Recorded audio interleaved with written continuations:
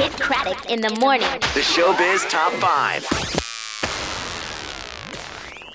Kellie, Rasberry, and this is your Showbiz Top 5 for Wednesday. It's December 5th, and I'm thinking about maybe shaking things up a little bit on the Showbiz Top 5 because I'm convinced nobody's watching it in the first place, mainly because I couldn't even find it on the homepage the other day. There's this tiny little link somewhere on the homepage, blue on blue. How are you supposed to find me? Why am I doing the Showbiz Top 5? Who is watching? Why do I bother putting on mascara and lip gloss for nobody but me to watch? Because, I have to check myself out and see if my hair looks good that day. Anyway, coming in at number 5 today, we've got a story about Dave Chappelle. Now, he did 6 hours and 12 minutes of stand-up on Sunday. How would you like to be sitting in that crowd? Well, actually, he was trying to break his old record of 6 hours and 5 minutes that he set back in April, only because he heard Dane Cook was going to try to pull off some stunt and break his old record, and he wanted to make it that much harder for him to do it.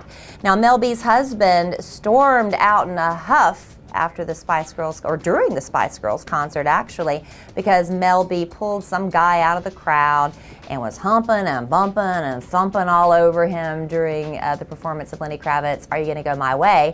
Well, for some reason, Stephen Belafonte didn't like watching that, didn't see the entertainment value, and sources say he stormed off in a huff, never to return. Terry Hatcher being sued for $2.4 million by this company that hired her to pimp their Hydroderm skincare line. They have all these beauty products for lips and face and wrinkles and blah, blah, blah. And then she turns around and she's wearing this lip plumper for another lip gloss company. So they want their $2.4 million back plus legal costs and unspecified damages. Now, we heard that Lindsay Lohan broke up with Riley Giles because he's partying all the time, wanting to be like a rock star all of a sudden now that he's dating Lindsay Lohan, and she's wanting to live life on the straight and narrow. Well, now we're hearing it might have had a little bit more to do with the fact that she hooked up with Heath Ledger when she was in New York City over Thanksgiving break. Hooked up in a club, got together to do the naughty deeds people do behind closed doors several times before she headed back to LA. And now she's back together on a so-so sort of basis, at least hanging out with Stavros Niarchos, who she used to date a while back. Now, he's also been hooking up with Paris Hilton in the past, but it seems like he's preferring to hang out with Lindsay these days. And then finally, Vanessa Hudgens. Now, she reportedly is this close to dumping Zac Efron. Jumping him would be a different story. Dumping Zac Efron because he's just too much of a girly man.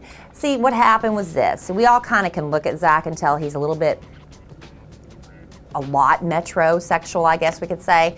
And Vanessa's kind of tired of competing with him for mirror time, really. He has more hair products than she does. He dresses better than she does. He's skinnier than she is.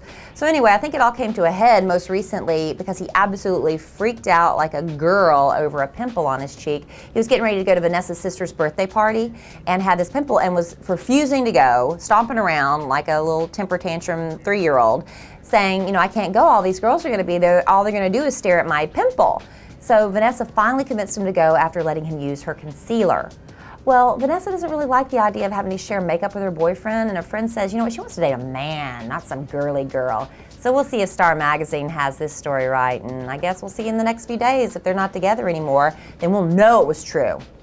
And that's your Showbiz Top 5 for Wednesday for the 2 or 3 people watching me.